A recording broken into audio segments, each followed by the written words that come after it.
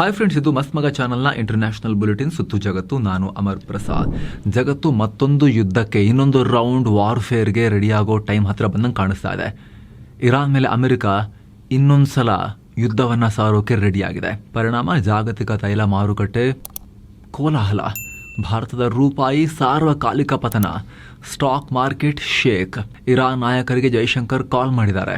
ಮತ್ತೊಂದು ಕಡೆ ಇರಾನ್ ಅವರು ನಮ್ಮ ಹತ್ರ ಹೊಸ ಅಸ್ತ್ರ ಇದೆ ಗೊತ್ತಾ, ತೆಗಿತೀವಿ, ನಿಮ್ಮ ಪಕ್ಕದಲ್ಲೇ ಇಟ್ಟಿದ್ದೀವಿ ಅಂತ ಎಲ್ಲರಿಗೂ ವಾರ್ನಿಂಗ್ ಕೊಡ್ತಿದ್ದಾರೆ ಇರಾನ್ ಅವರು. ಈ ಮೂಲಕ ಪಾಕಿಸ್ತಾನದ ಬ್ರೋಕರ್ ಕೆಲಸ ಪೂರ್ತಿ ಮಣ್ಣಾಗಿ ಇಡೀ ಗಲ್ಫ್ ಯುದ್ಧದ ಮೋಡ್ಗೆ ತಿರುಗ್ತಾ ಇದೆ. ಕ್ವಿಕ್ ಆಗಿ ಎಲ್ಲವನ್ನ ನಾವು ನೋಡ್ತಾ ಹೋಗೋಣ ಸ್ನೇಹಿತರೆ. ಮೊದಲಿಗೆ ಅಮೆರಿಕದಲ್ಲಿ ಆಗ್ತಿರೋ ಬಿಸಿ ಬಿಸಿ ಬೆಳವಣಿಗೆಗಳ ಬಗ್ಗೆ ನಿಮಗೆ ಮಾಹಿತಿಯನ್ನ ಮೊದಲು ಕೊಟ್ಬಿಡ್ತೇವೆ. ಈ ವೀಕೆಂಡ್ ಅಲ್ಲಿ ಇರಾನ್ ಮತ್ತು ಅಮೆರಿಕ ನಡುವೆ ಇನ್ನೊಂದು ಸುತ್ತಿನ ಯುದ್ಧ ಸ್ಫೋಟ ಆಗುತ್ತೆ ಅನ್ನೋ ರಿಪೋರ್ಟ್ಸ್ ಬರ್ತಾ ಇವೆ. ಅಮೆರಿಕ ಇರಾನ್ ಮೇಲೆ ಮತ್ತೆ ದಾಳಿ ನಡೆಸೋಕೆ ಮುಂದಾಗಿದೆ ಅಂತ ಅಮೆರಿಕನ್ ಮೀಡಿಯಾಗಳು ರಿಪೋರ್ಟ್ ಮಾಡಿವೆ. ಈ ಕುರಿತು ಶೀಘ್ರದಲ್ಲಿ ಅಮೆರಿಕದ ಕಮಾಂಡರ್ಗಳು ಟ್ರಂಪ್ಗೆ ಬ್ರೀಫಿಂಗ್ ಕೊಡ್ತಾರೆ. ಸೆಂಟ್ಕಾಮ್ ಕಮಾಂಡರ್ ಬ್ರ್ಯಾಡ್ ಕೂಪರ್ ಮತ್ತು joint chiefs chairman general Dan Caine ದಾಳಿ ಬಗ್ಗೆ ಮಾಹಿತಿ ಕೊಡ್ತಾರೆ. ಮಾಹಿತಿ ಪ್ರಕಾರ ಈಗ ಇರಾನ್ ಮೇಲೆ 3 ಸುತ್ತಿನ ದಾಳಿ ಮಾಡೋಕೆ ರೆಡಿಯಾಗಿದ್ದಾರೆ ಅನ್ನೋ ವಿಚಾರ ಬರ್ತಾ ಇದೆ. ಮೊದಲನೇದಾಗಿ ಇರಾನ್ನ ಇನ್ಫ್ರಾಸ್ಟ್ರಕ್ಚರ್ ಟಾರ್ಗೆಟ್ ಮಾಡಿ ಶಾರ್ಟ್ ಆ್ಯಂಡ್ ಪವರ್ಫುಲ್ ಸ್ಟ್ರೈಕ್ಸ್ ಮಾಡೋದು. ಇದರಿಂದ ಅವರು ನ್ಯೂಕ್ಲಿಯರ್ ವಿಚಾರದಲ್ಲಿ ಸ್ವಲ್ಪ ಮೆತ್ತಗಾಗಿ ಮತ್ತೆ ಮಾತುಕತೆಗೆ ಬರಬಹುದು ಅನ್ನೋ ಲೆಕ್ಕಾಚಾರ ಅಮೆರಿಕಕ್ಕಿದೆಯಂತೆ. ಎರಡನೇದಾಗಿ ಕಮರ್ಷಿಯಲ್ ಹಡಗುಗಳ ಓಡಾಟಕ್ಕೆ ಸ್ವಲ್ಪ ಹೆಲ್ಪ್ ಆಗೋ ಥರ ಹಾರ್ಮುಜ್ನ ಒಂದಷ್ಟು ಭಾಗವನ್ನು ವಶಕ್ಕೆ ತಗೊಳ್ಳೋದು. ಇದಕ್ಕಾಗಿ ಗ್ರೌಂಡ್ ಫೋರ್ಸ್ ಅಂದರೆ ಭೂಸೇನೆಯನ್ನು ಇಳಿಸೋಕೆ ಅಮೆರಿಕ ಚಿಂತನೆ ನಡೆಸಿದೆ ಅನ್ನೋ ಮಾಹಿತಿ ಇದೆ. ಮೂರನೇದಾಗಿ ಇರಾನ್ನ ಎನ್ರಿಚ್ಡ್ ಯುರೇನಿಯಂ ಅನ್ನು, ಸಂಸ್ಕರಿತ ಯುರೇನಿಯಂ ಅನ್ನು ಸೇಫ್ ಆಗಿ ವಶಕ್ಕೆ ತಗೊಳ್ಳೋಕೆ ಆಪರೇಷನ್ ನಡೆಸೋದು. ಡೆಡ್ ಲಾಕ್ ಆಗಿರೋ ಮಾತುಕತೆಯನ್ನು ರೀಸ್ಟಾರ್ಟ್ ಮಾಡೋಕೆ ಅಥವಾ ಯುದ್ಧ ಮುಗಿಸೋ ಮುನ್ನ ಫೈನಲ್ ಪೆಟ್ಟನ್ನು ಕೊಡೋಕೆ ಟ್ರಂಪ್ ಈ ಅಫೆನ್ಸಿವ್ನ ಪ್ಲಾನ್ ಮಾಡಿದ್ದಾರೆ ಅನ್ನೋ ರಿಪೋರ್ಟ್ಸ್ ಇವೆ. ಇದರ ಪರಿಣಾಮ ಆಯಿಲ್ ಮಾರ್ಕೆಟ್ನಲ್ಲಿ ಬಿರುಗಾಳಿ ಎದ್ದಿದೆ. ಬ್ರೆಂಟ್ ಕ್ರೂಡ್ ಆಯಿಲ್ ಬೆಲೆ ಭರ್ತಿ 5% ಜಾಸ್ತಿಯಾಗಿ ಬ್ಯಾರಲ್ಗೆ $124 ತಲುಪಿದೆ. ಇದು ಯುದ್ಧ ಆರಂಭ ಆದಾಗ ಇದ್ದ ಪ್ರೈಸ್ಗೆ ಹೋಲಿಸ್ಕೊಂಡ್ರೆ ಡಬಲ್ ಆಗುತ್ತೆ. ಹಾಗೆ ನೋಡಿದ್ರೆ ಯುದ್ಧ ನಡೀತಿದ್ದಾಗಲೂ ಇಷ್ಟು ಪ್ರೈಸ್ ಇರಲಿಲ್ಲ, 100-105 ಆಸುಪಾಸಲ್ಲಿತ್ತು. ಈಗ ದೊಡ್ಡ ಯುದ್ಧ ಇನ್ನೊಮ್ಮೆ ಸ್ಫೋಟಗೊಳ್ಳೋ ನಿರೀಕ್ಷೆ ಇರೋದ್ರಿಂದ, ಆ ಮುನ್ಸೂಚನೆ ಬರ್ತಿರೋದ್ರಿಂದ ಹಾಗಾದ್ರೆ ಯಾವಾಗ ಮುಗಿಯೋದು, ಕತೆ ಮುಗೀತು ಅನ್ನೋ ಆತಂಕದಲ್ಲಿ ಎಲ್ಲ ಅಲ್ಲೋಲ ಕಲ್ಲೋಲ ಆಗ್ತಾ ಇದೆ ಇಂಟರ್ನ್ಯಾಷನಲ್ ತೈಲ ಮಾರ್ಕೆಟ್ನಲ್ಲೂ ಕೂಡ. ಭಾರತಕ್ಕೂ ದೊಡ್ಡ ಅಪಾಯ ಇದು. ಶಾರ್ಟ್ ಟರ್ಮ್ಗೆ ತೈಲದ ಬೆಲೆ ಜಾಸ್ತಿ ಆದರೆ ಭಾರತ ಸ್ವಲ್ಪ ದಿನ ಹೇಗೋ ತಡ್ಕೊಳ್ಳುತ್ತೆ. ಆದರೆ ಕಂಟಿನ್ಯೂಸ್ಲಿ ಪ್ರೆಷರ್ ಜಾಸ್ತಿ ಆಗ್ತಾ ಹೋದರೆ ರೇಟ್ ಜಾಸ್ತಿ ಮಾಡದೆ ಬೇರೆ ದಾರಿನೇ ಇರಲ್ಲ. ಲೇಟೆಸ್ಟ್ ರಿಪೋರ್ಟ್ ಪ್ರಕಾರ ಆಯಿಲ್ ರೇಟ್ ಇಷ್ಟೊಂದು ಹೈ ಆದರೆ GDP ಗ್ರೋತ್ ಬಿದ್ದು ಹೋಗುತ್ತೆ, ಇನ್ಫ್ಲೇಷನ್ 6ಕ್ಕೆ ಮುಟ್ಟುತ್ತೆ. ಇದು ನಮ್ಮ RBIನ ಟಾಲರೆನ್ಸ್ ಬ್ಯಾಂಡ್ನ ಔಟರ್ ಎಡ್ಜ್. ಅದರಿಂದ ಮೇಲಕ್ಕೆ ಹೋದರೆ ಡೇಂಜರ್ ಥರನೇ. ಸದ್ಯಕ್ಕೆ ನಮ್ಮಲ್ಲಿ ಫಾರಿನ್ ರಿಸರ್ವ್ಸ್ ಚೆನ್ನಾಗೇ ಇದೆ. ಆದರೆ $120 ರೇಟ್ ಕಂಟಿನ್ಯೂ ಆದರೆ ದೇಶದಲ್ಲಿ ಪೆಟ್ರೋಲ್ ಡೀಸೆಲ್ ರೇಟ್ ಜಾಸ್ತಿ ಮಾಡಲೇಬೇಕಾದ ಪರಿಸ್ಥಿತಿ ಬರುತ್ತೆ. ಕಂಪನಿಗಳಿಗೆ ಶಕ್ತಿ ಇದೆ, ಅವರು ಸ್ವಲ್ಪ ಟೈಮ್ ಮ್ಯಾನೇಜ್ ಮಾಡ್ತಾರೆ ಅಂತ ಸರ್ಕಾರ ಹೇಳುತ್ತೆ. ಆದರೆ ಅದು ಸ್ವಲ್ಪ ಟೈಮ್ ಮಾತ್ರ. ಫಾರ್ ಎವರ್ ಹೀಗೆ ವರ್ಷಗಟ್ಟಲೆ ಕಂಟಿನ್ಯೂ ಆದರೆ ಆಗಲ್ಲ. ಆಯಿಲ್ ಕಂಪನಿಗಳ ಪರಿಸ್ಥಿತಿ ನೋಡಿ. ಅವರು ಆಲ್ರೆಡಿ ಪ್ರತಿ ಲೀಟರ್ ಪೆಟ್ರೋಲ್ ಡೀಸೆಲನ್ನು $18-20 ಲಾಸ್ನಲ್ಲಿ ಮಾರ್ತಾ ಇದ್ದಾರೆ. ಸೊ ಇದು ಇನ್ನಷ್ಟು ವಿಕೋಪಕ್ಕೆ ಹೋದರೆ ಆ ಲಾಸನ್ನು ಸರ್ಕಾರ ಭರಿಸಬೇಕಾಗತ್ತೆ. ಕಂಪ್ನಿಗಳ ಕೈಲಾಗಿಲ್ಲ ಅಂದರೆ ಸರ್ಕಾರ ಕೈಯಿಂದ ದುಡ್ಡು ಹಾಕಿಬಿಟ್ಟು ಅದನ್ನು ಫುಲ್ಫಿಲ್ ಮಾಡಬೇಕಾಗತ್ತೆ. ಆಗ ದೇಶದಲ್ಲಿ ಫಿಸ್ಕಲ್ ಡೆಫಿಸಿಟ್ ಅಥವಾ ವಿತ್ತೀಯ ಕೊರತೆ ವಿಪರೀತ ಜಾಸ್ತಿ ಆಗುತ್ತೆ. ಸದ್ಯಕ್ಕೆ ಸರ್ಕಾರ ಎಕ್ಸೈಸ್ ಡ್ಯೂಟಿಯನ್ನು ಬ್ಯಾಲೆನ್ಸ್ ಮಾಡಿಕೊಂಡು ರೇಟ್ ಕಂಟ್ರೋಲಲ್ಲಿ ಇಟ್ಕೊಳ್ಳೋಕೆ ಪ್ರಯತ್ನ ಪಡ್ತಿದೆ. ಆದರೆ ಆಯಿಲ್ ರೇಟ್ ಹಿಂಗೇ ಜಾಸ್ತಿ ಆದರೆ ಟ್ಯಾಕ್ಸ್ ಬಫರ್ ವರ್ಕ್ ಆಗಲ್ಲ. ಆಗ ಸರ್ಕಾರ ಇನ್ಫ್ರಾಸ್ಟ್ರಕ್ಚರ್ ಹಾಗೂ ಜನ ಕಲ್ಯಾಣಕ್ಕೆ ಬಳಸೋ ದುಡ್ಡಿಗೆ ಕತ್ತರಿ ಹಾಕಿಬಿಟ್ಟು ಇಲ್ಲಿಗೆ ಸಬ್ಸಿಡಿ ಕೊಡಬೇಕಾಗತ್ತೆ. ಈಗ ಆಲ್ರೆಡಿ RBI ಕೂಡ ಈ ಕುರಿತು ವಾರ್ನಿಂಗ್ ಕೊಟ್ಟಿದೆ. ಹೀಗಾಗಿ ಮುಂದಿನ ದಿನಗಳು ಭಾರತ ಸೇರಿ ಜಗತ್ತಿಗೆ ದೊಡ್ಡ ತೈಲ ಬೆಲೆ ಏರಿಕೆಯ ಬರೆಯನ್ನು ಹಾಕೋ ಚಾನ್ಸಸ್ ಇದೆ. ಇದೇ ಕಾರಣಕ್ಕೆ ರೂಪಾಯಿ ಕೂಡ ಸಾರ್ವಕಾಲಿಕ ಪತನವನ್ನು ಕಂಡಿದೆ. $95.32 ಹೋಗಿದೆ. ಇರಾನ್ ಯುದ್ಧ ಶುರುವಾದಾಗಿನಿಂದ ರೂಪಾಯಿ ಮೌಲ್ಯ 4%ಗೂ ಅಧಿಕ ಬಿದ್ದಂತಾಗಿದೆ. ಈಗ ಇದು ಮಾರ್ಕೆಟ್ ಮೇಲೂ ಪ್ರೆಷರ್ ಕ್ರಿಯೇಟ್ ಮಾಡಿದೆ. ವಿಡಿಯೋ ರೆಕಾರ್ಡ್ ಆಗೋ ಹೊತ್ತಿಗೆ ನಿಫ್ಟಿ ಬರೋಬ್ಬರಿ 337 ಪಾಯಿಂಟ್ಸ್ ಅಥವಾ 1.3% ಬಿದ್ದಿದೆ. ಸೆನ್ಸೆಕ್ಸ್ ಕೂಡ 1.39% ಅಥವಾ 1,000 ಪಾಯಿಂಟ್ಸ್ ಕುಸಿದಿದೆ. ಜಪಾನ್ನ ನಿಕಾಯ್ 1.35%, ಕೊರಿಯಾದ ಕಾಸ್ಪಿ 1.17%, ಅಮೆರಿಕದ S&P 500 0.04%, ಯುರೋಪ್ನ ಯೂರೋಸ್ಟಾಕ್ಸ್ 50 1.16% ಡೌನ್ ಆಗಿದೆ.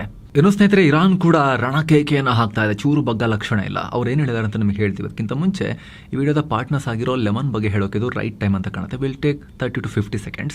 ಬನ್ನಿ ಸ್ನೇಹಿತರೆ, ನೀವು ಕೇಳಿರ್ಬೋದು ಆಲ್ಗೊರಿದಮಿಕ್ ಟ್ರೇಡಿಂಗ್, ತುಂಬಾ ರಿಚ್ ಪೀಪಲ್, ದೊಡ್ಡ ದೊಡ್ಡ ಬಿಸ್ನೆಸ್ ಮನ್ಗಳು ಮಾಡ್ತಾರಂತೆ ಅಂತ ಹೇಳಿ, AI ಹೆಲ್ಪ್ ಅನ್ನ ತಗೊಳ್ತಿದಾರಂತೆ ಅಂತ ಹೇಳಿ. ಇದು ಹೇಗೆ ಅಂದ್ರೆ ಸ್ನೇಹಿತರೆ, ಸಾಮಾನ್ಯ ಜನ ಚಾರ್ಟ್ ನೋಡ್ತಾ ಕ್ಯಾಂಡಲ್ಗಳು ಮೂವ್ ಆಗ್ತಿರೋದನ್ನ ನೋಡಿ ಯಾವ ಇಂಡಿಕೇಟರ್ ಯೂಸ್ ಮಾಡಬೇಕು ಅಂತ ಹೇಳಿ ತಲೆ ಕೆರ್ಕೊಳ್ಳೋ ಟೈಮ್ನಲ್ಲಿ ಅಲ್ಲಿ ಟೈಮ್ ವೇಸ್ಟ್ ಆಗುತ್ತಲ್ಲ, ಅದೇ ಟೈಮ್ನಲ್ಲಿ AI ಪವರ್ ಟೂಲ್ಗಳು ಕೆಲಸವನ್ನ ಫಾಸ್ಟ್ ಮಾಡ್ತವೆ. ಉದಾಹರಣೆಗೆ ಈ ವಿಡಿಯೋದ ಪಾರ್ಟ್ನರ್ಸ್ ಆಗಿರೋ ಲೆಮನ್ ಪ್ಲಾಟ್ಫಾರ್ಮ್, ಟ್ರೇಡಿಂಗ್ ಪ್ಲಾಟ್ಫಾರ್ಮ್. ಇದು ಬೋಲ್ಟ್ ಟ್ರೇಡ್ಸ್ ಇಂಡಿಕೇಟರ್ ತಗೊಂಬಂದಿದ್ದಾರೆ. ಇಲ್ಲಿ ಇದು ನಾರ್ಮಲ್ ಇಂಡಿಕೇಟರ್ ಅಲ್ಲ.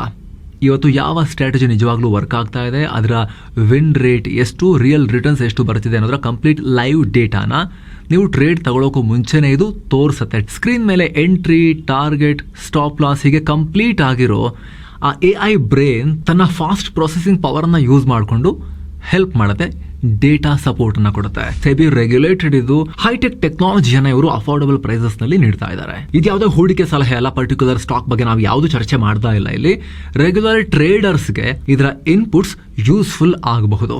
ಆಸಕ್ತರು ಮಿಸ್ ಇಲ್ಲದೆ ವಿಡಿಯೋ ಕೆಳಗಡೆ ಡಿಸ್ಕ್ರಿಪ್ಷನ್ ಮತ್ತು ಪಿನ್ ಮಾಡಿರೋ ಕಾಮೆಂಟ್ ನಲ್ಲಿ ಕೊಟ್ಟಿರೋ ಲೆಮನ್ ಪ್ಲಾಟ್ಫಾರ್ಮ್ ನ ಲಿಂಕ್ ಅನ್ನ ಚೆಕ್ ಮಾಡಿ. ಸ್ನೇಹಿತರೆ, ಇರಾನ್ ಏನ್ ಹೇಳಿದೆ ನೋಡೋಣ. ಈಗ ಯುದ್ಧಕ್ಕೆ ನಾವು ಕೂಡ ರೆಡಿ ಇದೀವಿ ಅಂತ ಹೇಳಿ ಅವರು ಚೂರು ಬಗ್ಗದೆ ಬೆದರದೆ ರಣಕೇಕೆ ಹಾಕ್ತಿದ್ದಾರೆ. ನಮ್ಮ ಬಳಿ ಒಂದು ಹೊಸ ಶಸ್ತ್ರ ಇದೆ, ಈಗ ಅದನ್ನು ಆದಷ್ಟು ಬೇಗ ತೆಗಿತೀವಿ ನಿಮಗೆ ಅಂತ ಇರಾನ್ ನೇವಿ ಕಮಾಂಡರ್ ಶಹರಾಮ್ ಇರಾನಿ ಹೇಳಿದ್ದಾರೆ. ಹಾಗೆ ಆ ಶಸ್ತ್ರಾಸ್ತ್ರವನ್ನು ಶತ್ರು ಪಡೆಗಳ ಸಮೀಪದಲ್ಲೇ ಇಟ್ಟಿದ್ದೀವಿ, ಅದನ್ನು ಕಂಡು ಶತ್ರುಗಳಿಗೆ ಹಾರ್ಟ್ ಅಟ್ಯಾಕ್ ಆಗದಿದ್ರೆ ಸಾಕು ಅಂತ ಅಸ್ತ್ರ ಅದು ಅಂತ ಹೇಳಿ ವಾರ್ನಿಂಗ್ ಕೊಟ್ಟಿದ್ದಾರೆ. ಶತ್ರುಗಳು ಅನ್ಕೊಂಡಿದ್ರು ಜಸ್ಟ್ 3 ದಿನಗಳು ಅಥವಾ 1 ವಾರದಲ್ಲಿ ಯುದ್ಧ ಮಾಡಿ ಮುಗಿಸ್ಬೋದು ಅಂತ. ಆದರೆ ಅವರ ಈ ಊಹೆ ಒಂದು ಜೋಕ್ ಆಗೋಗಿದೆ ಅಂತ ಇರಾನ್ ನೇವಿ ಕಮಾಂಡರ್ ಹೇಳಿದ್ದಾರೆ. ಅಮೆರಿಕ ಇದೇ ರೀತಿ ತನ್ನ ಹಠಮಾರಿತನವನ್ನು ಮುಂದುವರೆಸಿದ್ರೆ, ಇರಾನ್ ಹಾಕಿರೋ ಕಂಡೀಷನ್ಗಳನ್ನು ರಿಜೆಕ್ಟ್ ಮಾಡಿದ್ರೆ ಬೇರೆ ತರ ಪ್ರತಿಕ್ರಿಯೆ ಕೊಡಬೇಕಾಗತ್ತೆ ಅಂತ ಶಹರಾಮ್ ಇರಾನಿ ಎಚ್ಚರಿಕೆ ಕೊಟ್ಟಿದ್ದಾರೆ. ಇನ್ನೊಂದು ಕಡೆ ಅಮೆರಿಕದ 2,000ಕ್ಕೂ ಅಧಿಕ ಸೈನಿಕರ ಮಾಹಿತಿ ಲೀಕ್ ಆಗಿದೆ.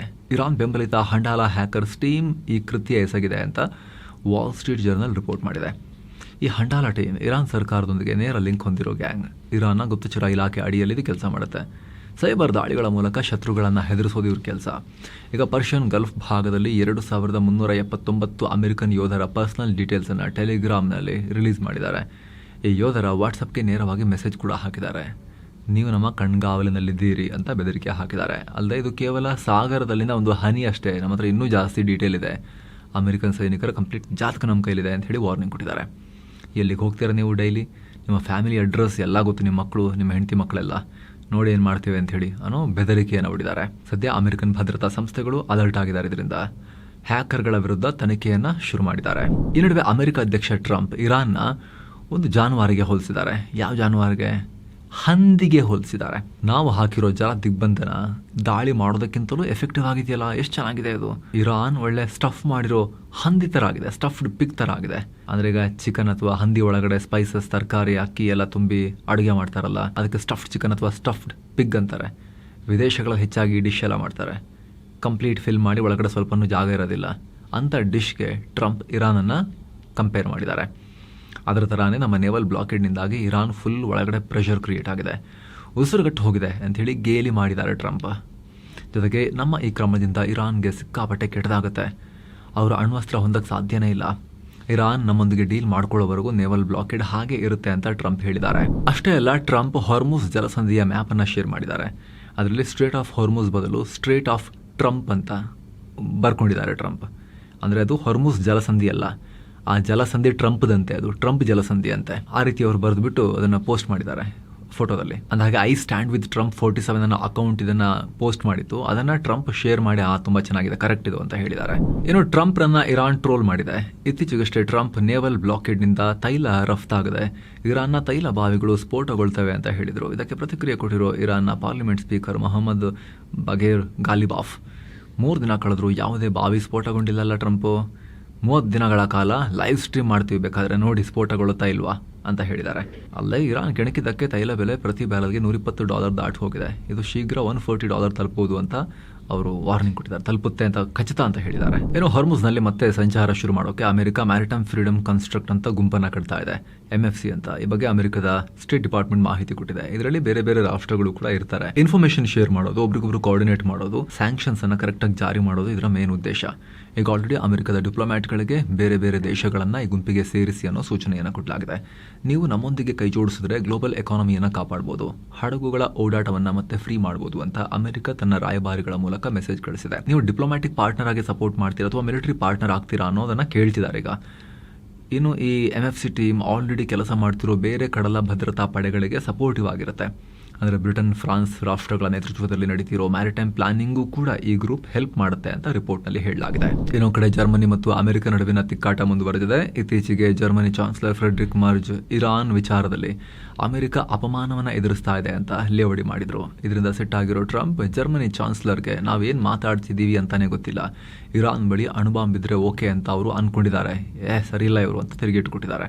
ಅಲ್ಲದೆ ಜರ್ಮನಿಯಿಂದ ನಮ್ಮ ಸೈನಿಕರನ್ನ ವಾಪಸ್ ಕರೆಸ್ಕೊಳ್ಳೋ ಪ್ಲಾನ್ ಇದೆ ನಮಗೆ ಅಂತ ಹೇಳಿದ್ದಾರೆ. ಸದ್ಯ ಯುರೋಪ್ನಲ್ಲಿ ಅಮೆರಿಕದ 68,000 ಸೈನಿಕರಿದ್ದಾರೆ. ನ್ಯಾಟೋ ಭಾಗವಾಗಿ ಅವರಿಗೆಲ್ಲ ರಕ್ಷಣೆ ಕೊಟ್ಕೊಂಡಿದ್ದಾರೆ. ಇದರಲ್ಲಿ ಜರ್ಮನಿಯಲ್ಲಿ ಅತಿ ಹೆಚ್ಚು 35,000ದಿಂದ 50,000 ಅಮೆರಿಕನ್ ಸೈನಿಕರು ಕೆಲಸ ಮಾಡ್ತಿದ್ದಾರೆ. ಸೊ ಇಲ್ಲಿಂದ ಜರ್ಮನಿಯಿಂದ ಅಮೆರಿಕ ಹೊರಗೆ ಬಂದರೆ 3.25% ಸೇನೆಯನ್ನು ಯುರೋಪ್ನಿಂದ ವಾಪಸ್ ಕರೆಸ್ಕೊಂಡಂಗಾಗುತ್ತೆ. ಈ ನಡುವೆ Iran foreign minister Abbas Araghchi ವಿದೇಶಾಂಗ ಸಚಿವ ಎಸ್ ಜೈಶಂಕರ್ ಅವರೊಂದಿಗೆ ಫೋನ್ ಕಾಲ್ನಲ್ಲಿ ಮಾತನಾಡಿದ್ದಾರೆ. ಇರಾನ್ ಅಮೆರಿಕ ನಡುವಿನ ಪರಿಸ್ಥಿತಿ, ಭಾರತ ಮತ್ತು ಇರಾನ್ ನಡುವಿನ ಸಂಬಂಧ ಎಲ್ಲ ಚರ್ಚೆಯಾಗಿದೆ. ಮುಂದೆ ಕೂಡ ಪರಸ್ಪರ ಕಾಂಟ್ಯಾಕ್ಟ್ ನಲ್ಲಿರೋಣ ಅಂತ ಹೇಳ್ಕೊಂಡಿದ್ದಾರೆ. ಅರಾಕ್ಚಿ ರಷ್ಯಾ ಅಧ್ಯಕ್ಷ ಪುಟಿನ್ರನ್ನ ಭೇಟಿ ಮಾಡಿ ಮಹತ್ವದ ಮಾತುಕತೆ ನಡೆಸಿದ 2 ದಿನಗಳಲ್ಲೇ ಈ ಬೆಳವಣಿಗೆಯಾಗಿದೆ. ಇತ್ತ ಪುಟಿನ್ ಮತ್ತು ಟ್ರಂಪ್ ಫೋನ್ನಲ್ಲಿ 90 ನಿಮಿಷಗಳ ಕಾಲ ಮಾತನಾಡಿದ್ದಾರೆ. ಇದೊಂದು ಫ್ರೆಂಡ್ಲಿ ಮತ್ತು ಬಿಸಿನೆಸ್ ತರಹದ ಫೋನ್ ಕಾಲ್ ಆಗಿತ್ತು ಅಂತ ರಷ್ಯಾ ಹೇಳಿದೆ.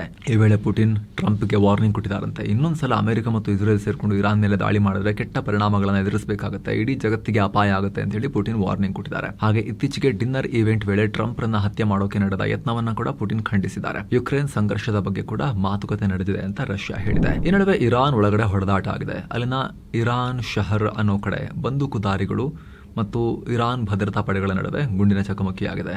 ಇಬ್ಬರನ್ನ ಇರಾನ್ ಸೇನೆ ಎನ್ಕೌಂಟರ್ ಮಾಡಿದೆ.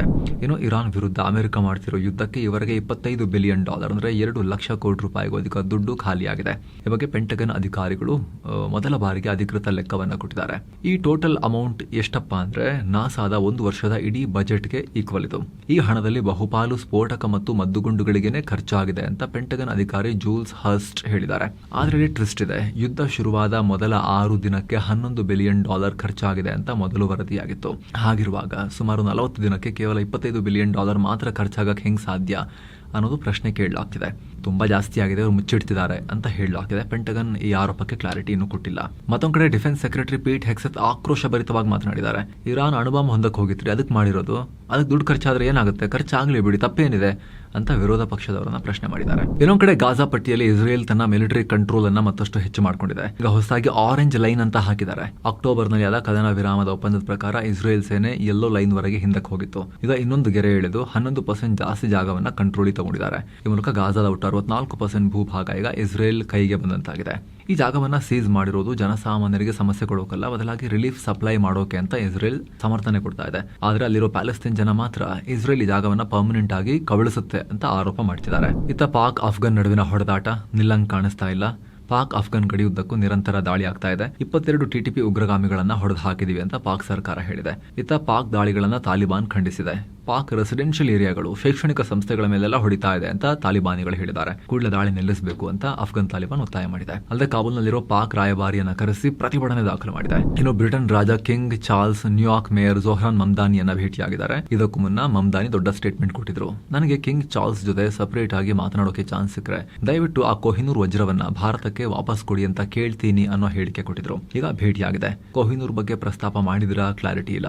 ಸದ್ಯಕ್ಕೆ ಕೊಹಿನೂರ್ ಲಂಡನ್ ಟವರ್ ನ ಜುವೆಲ್ ಹೌಸ್ ನಲ್ಲಿ ಪ್ರದರ್ಶನಕ್ಕಿದೆ. ಇದನ್ನ ವಾಪಸ್ ಕೊಡಿ ಅಂತ ಭಾರತ ಮೊದಲಿಂದಲೂ ಕೇಳ್ತಾ ಇದೆ. ಭಾರತಕ್ಕೆ ಸೇರಿದ್ದು 2016ರಲ್ಲೂ ಕೂಡ ಭಾರತ ಇದು ನಮ್ಮ ದೇಶದ ಇತಿಹಾಸದೊಂದಿಗೆ ಕನೆಕ್ಟ್ ಆಗಿರೋ ಬೆಲೆ ಬಾಳೋ ವಸ್ತು ವಾಪಸ್ ಕೊಡಿ ಅಂತ ಬ್ರಿಟನ್ಗೆ ಹೇಳಿತ್ತು. ಇನ್ನು ಸುಮಾರು 131 ಕೋಟಿ ರೂಪಾಯಿ ಮೌಲ್ಯದ ನಮ್ಮ ಪುರಾತನ ವಸ್ತುಗಳನ್ನ ಅಮೆರಿಕ ಭಾರತಕ್ಕೆ ವಾಪಸ್ ಕೊಟ್ಟಿದೆ. ಒಟ್ಟು 657 ಪ್ರಾಚೀನ ವಸ್ತುಗಳನ್ನ ಅಮೆರಿಕ ರಿಟರ್ನ್ ಮಾಡಿದೆ. ಇದರಲ್ಲಿ ಕೋಟ್ಯಂತರ ರೂಪಾಯಿ ಬೆಲೆ ಬಾಳೋ ಬುದ್ಧ ಹಾಗೂ ಗಣೇಶರ ವಿಗ್ರಹಗಳು ಕೂಡ ಸೇರಿವೆ. ಹಲವು ದಶಕಗಳ ಹಿಂದೆ ಕಳ್ಳ ಸಾಗಾಣಿಕೆ ಮೂಲಕ ಅಮೆರಿಕಕ್ಕೆ ತಲುಪಿದ್ವು.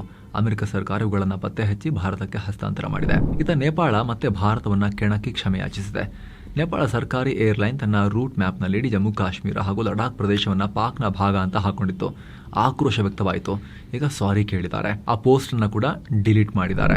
ಇನ್ನು ಲಂಡನ್ ನಲ್ಲಿ ಯಹೂದಿಗಳ ಮೇಲೆ ಭಾರಿ ದಾಳಿಯಾಗಿದೆ. ರಸ್ತೆಯಲ್ಲೇ 2 ಯಹೂದಿಗಳಿಗೆ ಮಾರಕಾಸ್ತ್ರಗಳಿಂದ ಹಲ್ಲೆ ಮಾಡಲಾಗಿದೆ. ದಾಳಿಯನ್ನ ಬ್ರಿಟನ್ ಪ್ರಧಾನಿ ಕೇರ್ ಸ್ಟಾರ್ಮರ್ ಖಂಡಿಸಿದ್ದಾರೆ. ತುರ್ತು ಮೀಟಿಂಗ್ ಬೇರೆ ಮಾಡಿದ್ದಾರೆ. ತಪ್ಪಿತಸ್ಥರಿಗೆ ಶಿಕ್ಷೆ ಕೊಡಿಸ್ತೀವಿ ಅಂತ ಹೇಳಿದ್ದಾರೆ. ಲಂಡನ್ ಪೊಲೀಸರು ಇದನ್ನು ಉಗ್ರ ದಾಳಿ ಅಂತಲೂ ಡಿಕ್ಲೇರ್ ಮಾಡಿದ್ದಾರೆ. ದಾಳಿಗೆ ಸಂಬಂಧಪಟ್ಟಂತೆ 45 ವರ್ಷದ ವ್ಯಕ್ತಿಯನ್ನ ಬಂಧಿಸಲಾಗಿದೆ. ಇನ್ನು ಅಮೆರಿಕದಲ್ಲಿ ಟ್ರಂಪ್ರ ಚಿನ್ನದ ಪ್ರತಿಮೆ ಕೂಡ ಎದ್ದು ನಿಂತಿದೆ. ಕಾಯಿನ್ ಆಯಿತು, ಫೋಟೋ ಪಾಸ್ಪೋರ್ಟ್ ಮೇಲೆ ಬರುತ್ತೆ ಅಂತ ಡಿಕ್ಲೇರ್ ಮಾಡಿದ್ದಾಯ್ತು. ಈಗ ಚಿನ್ನದ ಮೂರ್ತಿ ಅವ್ರದ್ದು. ಅಮೆರಿಕದ ಮಯಾಮಿಯಲ್ಲಿ ಟ್ರಂಪ್ರ ಗಾಲ್ಫ್ ರೆಸಾರ್ಟ್ನಲ್ಲಿ ಟ್ರಂಪ್ ಚಿನ್ನದ ಸ್ಟ್ಯಾಚು ಹಾಕಿಸ್ಕೊಂಡಿದ್ದಾರೆ. 22 ಅಡಿ ಇದೆ. ಚಿನ್ನ ಕೋಟಿಂಗ್ ಮಾಡಿಸಿದ್ದಾರೆ ಅದಕ್ಕೆ. 2024ರಲ್ಲಿ ಪೆನ್ಸಿಲ್ವೇನಿಯಾದಲ್ಲಿ ಟ್ರಂಪ್ ಮೇಲೆ ಹತ್ಯೆ ಪ್ರಯತ್ನ ಆಗಿತ್ತಲ್ಲ, ಆಗ ಟ್ರಂಪ್ ಮುಷ್ಟಿ ಕೈ ಎತ್ತಿದ್ರಲ್ಲ, ಫೈಟ್ ಅಂತ ಹೇಳಿ, ಅದೇ ಸ್ಟೈಲ್ನಲ್ಲಿ ಅದನ್ನು ನಿರ್ಮಾಣ ಮಾಡಿದ್ದಾರೆ. ಇದು 3.1 ಟನ್ ತೂಕದ ಕಂಚಿನ ಪ್ರತಿಮೆ, ಅದ್ರ ಮೇಲೆ ಚಿನ್ನದ ಕೋಟಿಂಗ್. ಏನು ಕಮ್ಮಿ ಖರ್ಚಾಗಿಲ್ಲ, $3.6 ಲಕ್ಷ ಖರ್ಚಾಗಿದೆ. ಅಂದರೆ ಆಲ್ಮೋಸ್ಟ್ ಹತ್ತಿರ 3.5 ಕೋಟಿ ಅಂತ ಅನ್ಕೊಳ್ಳಿ ಖರ್ಚಾಗಿದೆ. ಪೇಟ್ರಿಯಟ್ ಅನ್ನೋ ಕ್ರಿಪ್ಟೋ ಕರೆನ್ಸಿ ಗ್ರೂಪ್ ಇದಕ್ಕೆ ಫಂಡಿಂಗ್ ಮಾಡಿದೆ. ಪುಕ್ಸಟೆ, ಟ್ರಂಪ್ ಏನ್ ಕೈಯಿಂದ ದುಡ್ಡು ಹಾಕಿಲ್ಲ. ಇದಕ್ಕೆ ಕೆಲವರು ಟೀಕೆ ಮಾಡಿದ್ದಾರೆ. ಉತ್ತರ ಕೊರಿಯಾದಲ್ಲಿ ಸರ್ವಾಧಿಕಾರಿಗಳ ಪ್ರತಿಮೆ ಇದೆಯಲ್ಲ, ಹಂಗೆ ನೀವು ಮಾಡ್ತಿದ್ದೀರಲ್ಲ ಟ್ರಂಪ್ ಅಂತ ಕೇಳಿದ್ದಾರೆ. ಸೊ ಫ್ರೆಂಡ್ಸ್, ಇದಾಗಿತ್ತು ಇವತ್ತಿನ ಜಗತ್ತಿನ ಸುತ್ತಾಟ. ಹಾಗೆ ಸ್ನೇಹಿತರೆ, ಕಡೆದಾಗಿ ಒಂದು ಕ್ವಿಕ್ ರಿಮೈಂಡರ್, ಆಗ್ಲೇ ಹೇಳಿದ್ವಲ್ಲ, ಲೆಮನ್ ಪ್ಲಾಟ್ಫಾರ್ಮ್ ಆಕ್ಟಿವ್ ಟ್ರೇಡರ್ಸ್ಗೆ, ರೆಗ್ಯುಲರ್ ಇನ್ವೆಸ್ಟರ್ಸ್ಗೆ ಈ ಪ್ಲಾಟ್ಫಾರ್ಮ್ ಮತ್ತು ಇದರಲ್ಲಿರೋ ಅಡ್ವಾನ್ಸ್ ಟೂಲ್ಸ್ ಯೂಸ್ ಆಗ್ಬೋದು. ಆಸಕ್ತಿ ಮಿಸ್ ಇಲ್ಲದೆ ಚೆಕ್ ಮಾಡ್ಬೋದು. ಇದನ್ನ ವಿಡಿಯೋ ಕೆಳಗಡೆ ಡಿಸ್ಕ್ರಿಪ್ಷನ್ ಮತ್ತು ಪಿನ್ ಮಾಡಿರೋ ಕಾಮೆಂಟ್ ನಲ್ಲಿ ಅದರ ಲಿಂಕ್ ಇದೆ. Thank you so much. ಮತ್ತೆ ಭೇಟಿ ಆಗ್ತಿರೋಣ. ನಮಸ್ತೆ.